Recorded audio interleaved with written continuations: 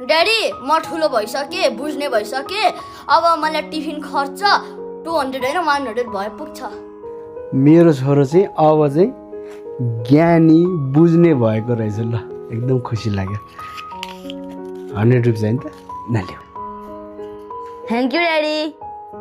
1 hour later. बुढी छोरो त ज्ञानी बुझ्ने हो भइसकेछ त किन अघि मेरोमा आएर ड्याडी म त ठुलो भइसकेँ बुझ्ने भइसकेँ अब मलाई टिफिन खर्च 200 होइन 100 भए पनि पुग्छ भने केटोले त म त टुवा पऱ्यो नि लो मसँग पनि तल आएर ड्याडीसँग पैसा छैन रे ड्याडीले भन्नुभएको 200 रुपिस टिफिन खर्च दिनु रे भनेर मसँग 200 रुपियाँ लिएर गयो त अनि मामु ड्याडीले भन्नु भएको छ कि वासँग पैसा छैन रे त्यसैले 200 रुपिस दिन न टिफिनको लागि